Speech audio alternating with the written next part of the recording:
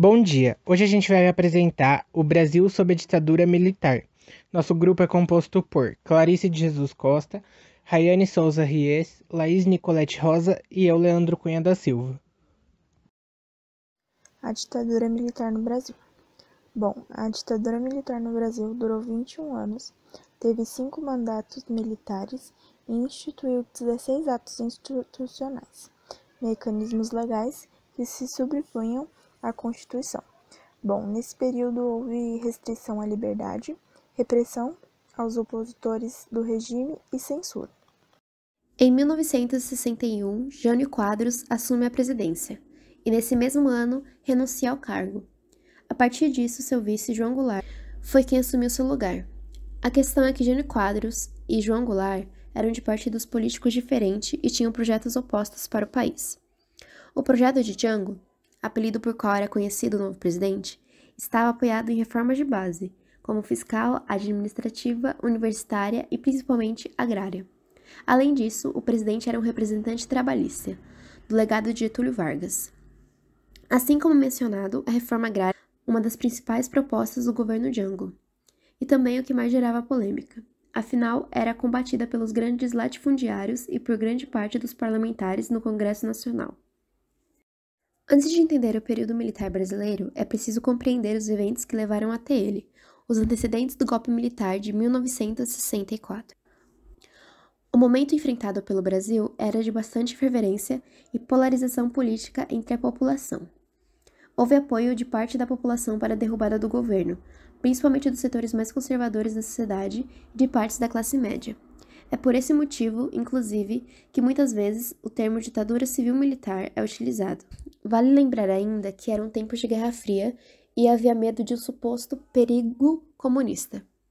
Assim, no conflito que começou logo após o final da Segunda Guerra Mundial, e foi responsável pela bipolarização ideológica em que os Estados Unidos, defensores do capitalismo, e a União Soviética, defensora do socialismo, disputavam hegemonia econômica, política e militar no mundo. Nesse cenário, os Estados Unidos, com medo da expansão política, principalmente depois da Revolução Cubana, passou a intervir ativamente nos países da América Latina para impedir o crescimento das ideias consideradas comunistas. As ditaduras militares na região foram mecanismos para frear este movimento, e tanto no Brasil quanto em outros países latino-americanos foram apoiados pelos Estados Unidos. Todos esses fatores combinados levaram ao evento do dia 31 de março de 1964. Tanques do exército são enviados para o Rio de Janeiro, Jango é obrigado a se exilar e, junto, o militar assume o poder. No governo de Castelo Branco foi declarado o primeiro ato institucional da ditadura militar no Brasil, conhecido como Ato Institucional número 1. Atos institucionais eram decretos e normas muito utilizados durante a ditadura.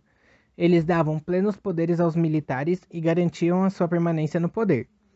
Dentre as principais medidas asseguradas pelo Ato Institucional número 1 estava o fim das eleições diretas, isso é, a partir desse momento, as eleições para o presidente seriam feitas pelo Congresso Nacional, e não pela população. Nesse mesmo governo, as eleições diretas estaduais também foram suspensas, e em 1967, uma nova Constituição entrou em vigor. Em 1965, por meio do Ato Institucional número 2, todos os partidos políticos foram fechados, e foi adotado o bipartidarismo, ou seja, a partir desse momento passaram a existir apenas 2 partidos, a Aliança Renovadora Nacional e o Movimento Democrático Brasileiro. Enquanto o primeiro apoiava o governo, o segundo representava a oposição consentida. Essa medida, ao mesmo tempo em que fortalecia o poder executivo, proporcionava uma imagem de legalidade à ditadura, pois mantinha o Congresso Nacional em funcionamento. Além disso, unir todos os partidos de oposição em apenas um partido, o MDB, também foi uma estratégia dos militares de facilitar a repressão aos opositores do regime. O Ato Institucional número 2 mudou ainda dispositivos constitucionais, alterando o funcionamento do Poder Judiciário e concentrando cada vez mais poder no Executivo. Costa e Silva e o AI-5. O governo de Costa e Silva, que durou entre os anos de 1967 a 1969, foi marcado por muita repressão violência, tortura aos opositores do regime e a restrição aos direitos políticos e à liberdade de expressão. A insatisfação de parcelas da população com as medidas antidemocráticas fez crescer o número de manifestações, sendo uma das maiores a passeata dos 100.000. Nessa ocasião, o estudante Edson Luiz foi morto em um confronto com a polícia, o que gerou grande comoção e fortaleceu a oposição ao regime. Em resposta, Costa e Silva promulgou o AI-5, que fechou o Congresso por tempo indeterminado, decretou estado de sítio, cassou mandatos de prefeitos e governadores e proibiu a realização de reuniões. Como esse decreto dava direito ao governo de punir arbitrariamente os inimigos do regime, é considerado o golpe mais duro da ditadura militar no Brasil. Neste período, também conhecido como Anos de Chumbo, em resposta ao regime repressivo, começaram a surgir grupos armados contra os quais houve forte repressão por parte dos militares. O governo de Médici é considerado o período de maior repressão da ditadura militar no Brasil. A censura dos meios de comunicação se intensificou e muitos prisioneiros políticos foram torturados. Afinal, os movimentos de oposição ao regime eram reprimidos por diversas frentes do governo militar. Além disso, o período também ficou conhecido como o Milagre Econômico.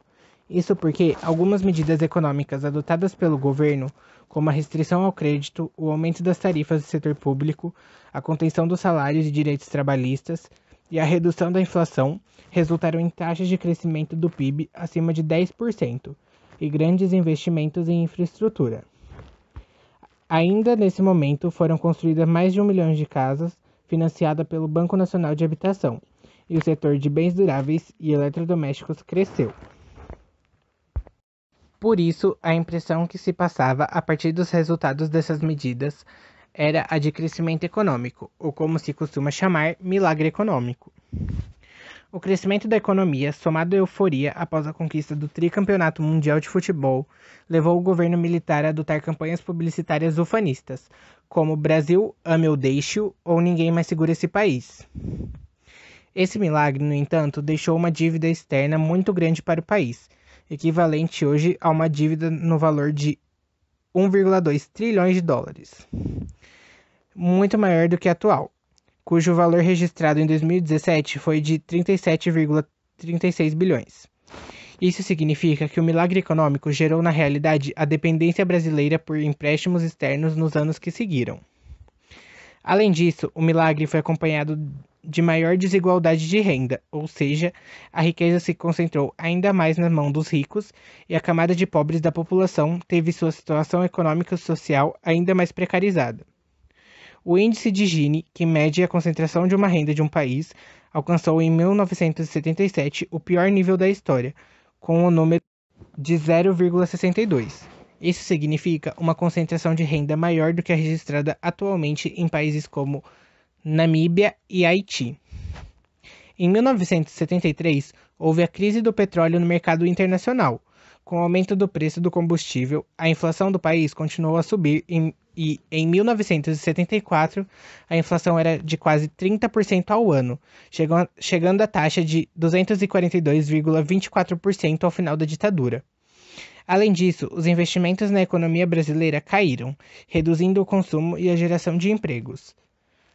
Diante dessas dificuldades, o governo militar passa a perder o apoio, e em 1971 foi promulgado um decreto e uma lei que tornava ainda mais rígida a censura à imprensa.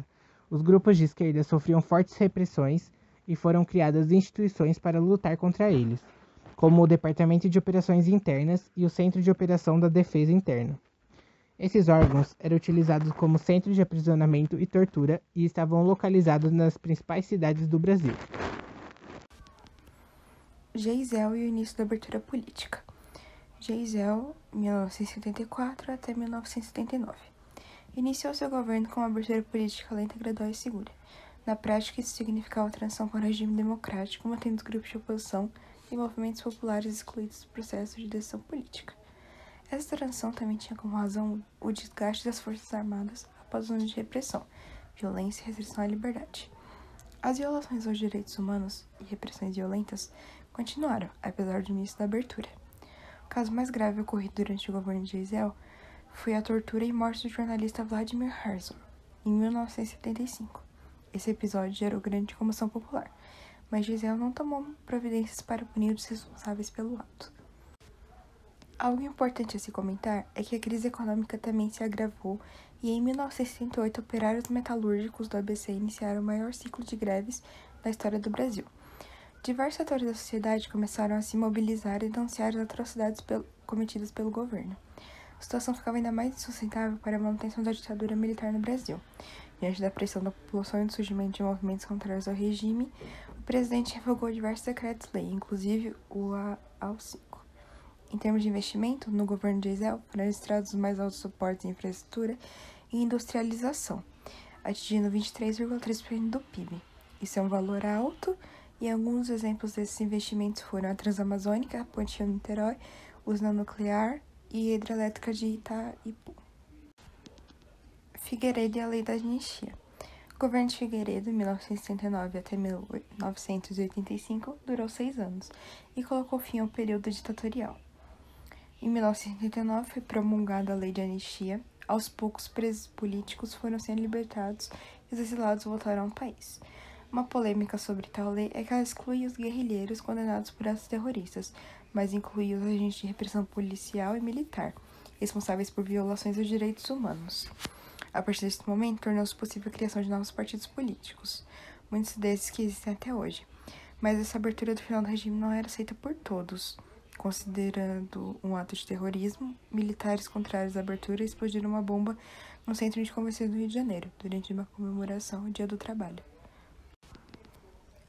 Ao fim do mandato, a população mobilizou-se pela realização das eleições diretas, pois, segundo a Constituição, o sucessor seria eleito pelo Congresso. A resistência armada na ditadura militar brasileira. Durante a ditadura militar, motivados por ideias socialistas, foram criados grupos armados de esquerda que acreditavam que outro sistema poderia resolver as injustiças sociais geradas pelo capitalismo. Esse não foi um movimento exclusivo do Brasil. As revoluções armadas aconteceram ao longo da história, especialmente quando pegar em armas se mostrava como o único caminho possível para lutar contra o autoritarismo do regime militar. Esses grupos agiam na clandestinidade e muitos guerrilheiros afastavam-se da vida civil para planejar e executar suas ações.